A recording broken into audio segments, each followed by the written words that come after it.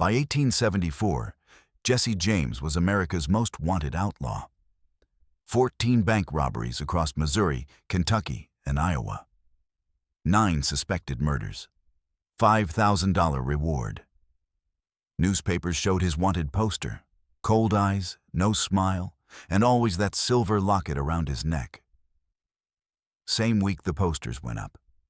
Jesse married his cousin Zerelda Mimms in a quiet Kansas City ceremony. Photographers captured the locket clearly visible against his shirt. The public speculated. Dead mother's portrait, gang symbol, lucky charm. Nobody guessed the truth. Inside that locket, a deformed .58 caliber bullet wrapped in cloth with Z's handwriting. The bullet she'd extracted from his chest 11 years earlier during a Union raid when he was 15. The bullet that nearly killed him. The bullet that marked the exact moment he chose loyalty over everything else. The same bullet would be found on his body 8 years later when Bob Ford shot him dead. The woman who saved his life became the only person he never betrayed. By the spring of 1874, Jesse James had become a household name across the American frontier. Robin Hood of the West, some newspapers called him, though lawmen had different words. 14 successful bank robberies spanning 3 states in just under 8 years. The public saw a romantic figure, young, daring, a Confederate guerrilla who refused to surrender even after Appomattox. Authorities saw something else entirely, a domestic terrorist with a body count climbing toward double digits. But there was one detail that appeared in every photograph, every witness description, every wanted poster that circulated through post offices and sheriff stations. The locket. A silver locket on a chain, worn visibly over his shirt. Journalists asked about it constantly. Jesse never answered. Some guessed it held a photograph of his mother. Others thought it was a gang identifier, what nobody knew. Inside that locket sat a bullet from August 1863, wrapped in fabric with his cousin Z's handwriting. "The thing that saved you," she'd written. The locket wasn't superstition. It was a debt he could never repay. Orchestrated narrative structure for sequential chapter development. Good start. Chapter 1 is exactly 180 words. Now I need to continue with Chapter 2, which should also be 180 words. I'm in Act 1, the setup. So I need to establish the war context and the shooting incident. Missouri during the Civil War was brother against brother, neighbor against neighbor. The James family farm sat in Clay County, Confederate sympathizer territory that saw constant Union raids. Jesse was 14 when he joined Quantrill's Raiders in 1861. One of the youngest guerrilla fighters in the Confederate irregular forces. By 15, he could shoot a running target at 200 yards, could ride for 12 hours without stopping, could disappear into Missouri woods like smoke. August 1863 brought the raid that changed everything. Union soldiers surrounded the James farm at dawn. 6 men, all armed, all looking for Confederate weapons. Jesse's cousin Zerelda Mimms was staying at the house, 18 years old, visiting from Kansas City. She watched from the kitchen window as the captain confronted Jesse in the farmyard. Jesse refused to surrender his rifle. The captain ordered his arrest. Jesse raised the weapon instead. Fired once, missed. The return fire caught him center chest, spun him completely around, dropped him face first in the dirt near the barn. Blood spread across his gray shirt like spilled paint. The bullet lodged 2 inches from his heart. Z ran from the house before the captain could give another order. She threw herself across Jesse's body, arms spread wide, looking up at 6 rifle barrels pointed down. "You'll have to shoot me first," she said. A line documented years later in Union pension records when the captain applied for benefits. He was from Ohio, had 2 daughters back home. Couldn't bring himself to shoot through a woman, not even in Missouri's vicious border war. "Get him inside," the captain told her. "We're burning the barn regardless." Z dragged Jessie across 15 feet of dirt, his boots leaving twin trails, blood soaking through her dress. The soldiers torched the barn and left. Closest doctor was 30 miles east in Union-controlled territory. Z had watched her mother perform basic field medicine during the war, had seen bullet extractions twice before. She made the calculation fast. Attempt surgery herself or watch her cousin bleed to death on the kitchen floor. She chose surgery. By candlelight, using a kitchen knife sterilized in fireplace flames, she began the 40-minute procedure that would bind them together forever. Jessie screamed for the first 20 minutes, until he bit through the leather belt she'd shoved in his mouth. Z worked by feel more than sight, her fingers following the wound channel between his ribs, searching for the bullet she could feel but couldn't see. The mini-ball had flattened on impact, lodged between bone and lung tissue. She pulled it free with her bare fingers, felt Jessie's body go rigid beneath her hands, watched blood well up fresh from the wound. She cauterized it with an iron rod heated red in the fire. Jessie passed out completely. For 3 days he drifted in and out of consciousness, infection setting in, fever climbing toward fatal. Z never left his side, changed his bandages every 2 hours, fed him water 1 spoonful at a time. On the 4th morning, his fever broke. On the 7th day, he could sit upright. She kept the bullet in a glass jar on the kitchen shelf, a deformed piece of lead the size of her thumb.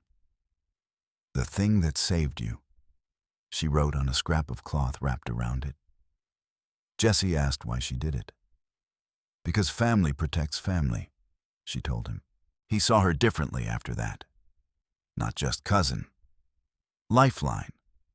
September 1863 turned to October, then November. Jessie recovered slowly in the attic room, hidden from Union patrols that still swept through Clay County weekly. Z brought him food, changed his dressings, read him newspaper accounts of battles fought across Tennessee and Virginia.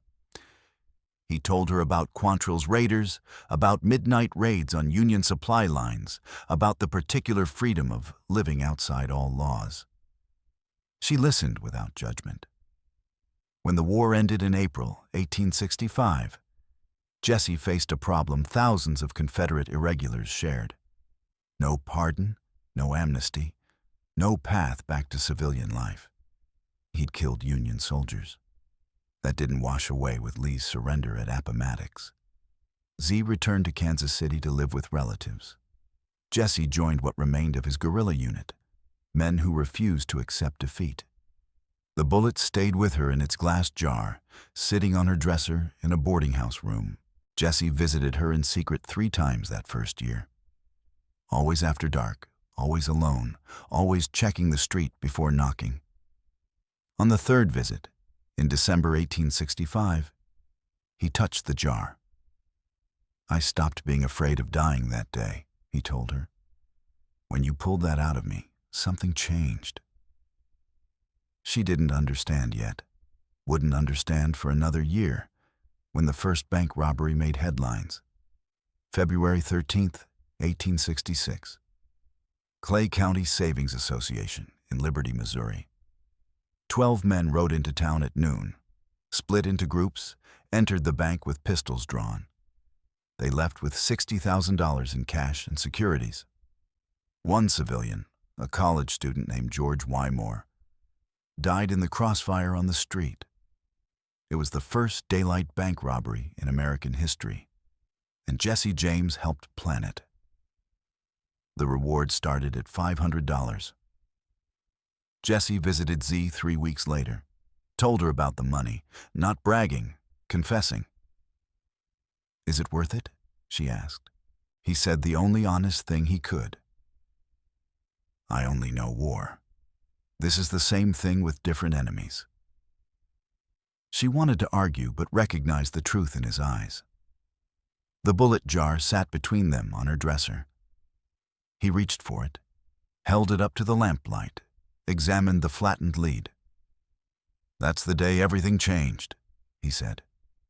"Before that, I thought I was invincible. After you pulled it out, I realized I'm not. But I also realized I don't care." Over the next 7 years, Jesse and his gang robbed 12 more banks across Missouri, Kentucky, and Iowa. The reward climbed to $5,000. Federal marshals and Pinkerton detectives tracked him across state lines. He visited Z between jobs, always at night, always checking whether anyone followed. Other gang members never met her. She was compartmentalized, kept separate from his outlaw life. The bullet stayed in its jar. Every visit, he touched it. A ritual neither of them named, but both understood. By 1872, Jesse was 24 years old with a legend that outpaced reality. Newspapers published dime novels about his exploits. Some portrayed him as a hero, Confederate resistance continuing the fight through other means.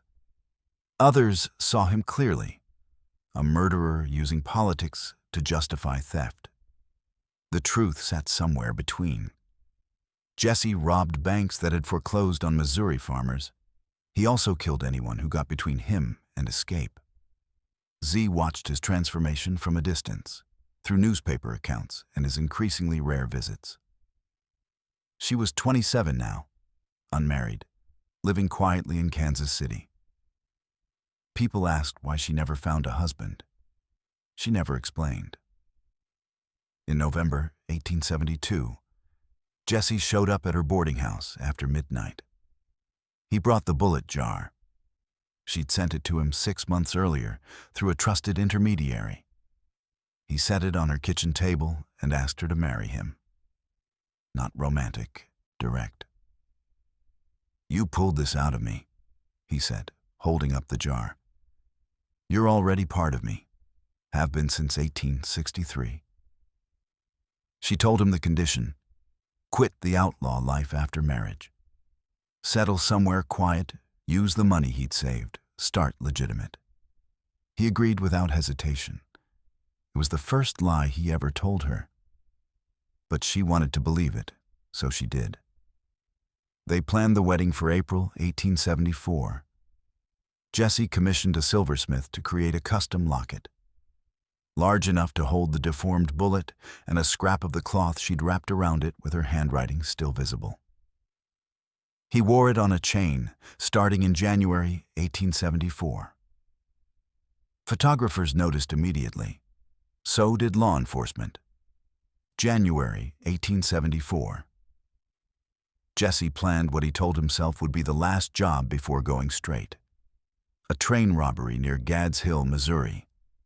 The gang stopped the Iron Mountain Railroad, robbed the passengers, made off with $10,000 in cash and jewelry. One Pinkerton detective tracking the gang died in the shootout that followed. The agency increased the reward to $10,000 and assigned their best manhunters to the case. Jesse returned to Kansas City 3 days later, told Z he was finished with crime. Second lie. She believed this one too because the alternative, that the man she'd saved would spend his entire life running, was too painful to accept. They started planning the wedding. Small ceremony, Kansas City hotel, immediate family only. Jesse showed her the locket for the first time in March. The bullet fit perfectly inside, wrapped in the original cloth with her faded handwriting. August 1863 was still legible after 11 years. "This is what I'll wear," he told her. "So everyone knows." She didn't ask what he wanted everyone to know. The wedding took place on April 24th, 1874. 9 guests total. 1 photographer captured images that would circulate through newspapers within the week. Jesse wore a dark suit and the silver locket, visible against his white shirt. Z wore a simple dress, her expression somewhere between joy and resignation. The ceremony lasted 15 minutes. The honeymoon lasted 3 days. Then Jesse left for Iowa. Another bank, another robbery, another lie about it being the last one. Z discovered the truth within a month. Discovered that the man she'd saved had become the man she couldn't change. The bullet stayed in the locket. The locket stayed around his neck. The marriage continued under those terms. Between 1874 and 1881, Jesse maintained an impossible double life. By day, family man, father to 2 children. Jesse Jr., born 1875, Mary, born 1879, living under aliases in various Tennessee and Missouri towns. By night, bank robber, train robber, the most wanted outlaw in America. The locket never left his neck. His children asked about it constantly. He told them it was from the war. Technically true, emotionally false. Z knew he was still robbing banks. Knew from the way he disappeared for weeks, returned with cash, checked newspaper accounts obsessively. She never confronted him directly. Had made her peace with an uncomfortable truth. The man she'd saved in 1863 had died in some fundamental way. The bullet had killed something in him, even as she'd preserved his physical life. What survived was someone who could only exist in motion, in danger, in the space between law and chaos. She focused on raising their children, maintaining the illusion of normalcy. Jesse played the role when present, doted on his kids, helped with household chores, attended church on Sundays. Then he'd touch the locket, announce he had business, and vanish for another 2 weeks. The Pinkerton agency intensified their hunt. By 1881, most of Jesse's original gang was dead or in prison. The reward climbed to $10,000. Federal marshals tracked him to Missouri, then Tennessee, then back to Missouri. The net was tightening in a way even Jesse could feel. He started touching the locket more frequently. A nervous habit Z noticed, but didn't mention. The bullet inside had saved him once. He seemed to believe it could do so again. January 1882. Jesse moved his family to St. Joseph, Missouri, under the name Thomas Howard. Rented a small house on the hill, paid 6 months in advance, told neighbors he was a cattle buyer. For 3 months, he tried civilian life legitimately. No robberies, no running, just breakfast with his children, evening walks with Z, the slow rhythm of ordinary existence. But ordinary didn't fit. He'd touch the locket 20 times a day, run his fingers over the silver surface, feel the bullet's weight inside. Z watched the habit develop, recognized it as anxiety. The gang had dissolved. Most members dead, captured or disappeared into new identities. Only 2 remained in contact. Bob and Charlie Ford, brothers from Kentucky who joined the gang in 1881. Jesse trusted them because he had no choice. By late March, they were staying at the house in St. Joseph, planning what Jesse called one more job. The money was running low. The locket stayed around his neck even while sleeping. On April 3rd, 1882, Jesse made a fatal decision. He removed the locket to dust a picture frame hanging crooked on the parlor wall, set it on the table, turned his back to straighten the frame. The Ford brothers saw their chance. Jesse, unarmed, back turned. $10,000 reward waiting, 9 o'clock in the morning. Bob Ford pulled his revolver, aimed at the back of Jesse James's head, fired once. Jesse fell forward without a sound, died before hitting the floor. He was 34 years old. Z heard the gunshot from the kitchen, ran to the parlor, found her husband dead, and the Ford brothers already fleeing toward the door. The locket sat on the table where Jesse had placed it 60 seconds earlier. She picked it up, opened it, saw the bullet still wrapped in the cloth from 1863. 19 years it had traveled with them. Through robberies and hideouts, through births and narrow escapes, through every decision that led to this moment. Police arrived within 20 minutes, cataloged everything: the body, the weapons, the small amount of cash hidden in the bedroom. They tried to take the locket as evidence. Z refused. "This is mine," she told the sheriff. "I gave it to him in 1863. The sheriff insisted, evidence in a federal case. She stood her ground. "You'll have to arrest me to get it." The governor eventually intervened. Let her keep it. The Ford brothers turned themselves in that afternoon, claimed the $10,000 reward. Jesse's death made international headlines. The locket was mentioned in most accounts, its contents still unknown to the public. The funeral took place on April 6, 1882 in Kearney, Missouri. Over 500 mourners attended. Family, friends, curiosity seekers, journalists from 6 states. Z insisted Jesse be buried wearing the locket. Authorities protested again. Evidence, they said. She threatened legal action, cited a statute about personal effects. The governor intervened a second time. Let the widow have her way. Jesse was buried in the family plot with the silver locket around his neck, the bullet inside it, the cloth wrapping deteriorating but still legible. Z lived another 18 years, never remarried, raised her children on money from sympathetic donors and eventually a small pension. She died in 1900 at 55 years old and was buried beside Jesse with one specific request in her will: "Let me hold his hand." In 1995, Jesse's body was exhumed for DNA testing to verify his identity. Conspiracy theories had circulated for decades that someone else had died in St. Joseph. The locket was still there, around the skeletal neck, tarnished but intact. Inside, the deformed .58 caliber bullet, the cloth mostly decomposed, but Z's handwriting still faintly visible under laboratory examination. The thing that saved you. They reburied him with the locket in place, authentication complete, the legend confirmed. Today, the locket sits in a glass display case at the Jesse James Home Museum in St. Joseph, Missouri. The bullet inside is visible through a small window, flattened, discolored, unremarkable to anyone who doesn't know the story. Thousands of visitors see it annually.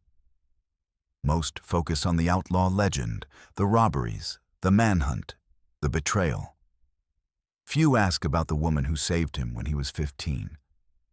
Fewer still understand what the bullet represents. Not luck or superstition, but a debt that shaped every decision Jesse made for 19 years. The museum placard reads, "Silver locket worn by Jesse James at time of death. Contains bullet removed during Civil War." Factual, but incomplete. The real story isn't in the medal or the display case. It's in the choice Z made in August 1863, and the life that choice created. Objects meant to kill sometimes become reasons to live. The bullet never left him. Not during the robberies, not during the close calls, not even when he briefly tried going straight. It traveled with him from Missouri to Tennessee to Kentucky and back, a constant weight against his chest. Jesse touched it before every job, after every escape, during quiet moments when the running stopped long enough to think. Z gave him the bullet in 1863 by pulling it from his chest. He gave it back to her every day for 19 years by staying alive. When Bob Ford fired that morning in St. Joseph, the bullet was 6 feet away on a table. The one time Jesse set it down, death found him. Some say that proves it was never about luck. Others say it proves the opposite.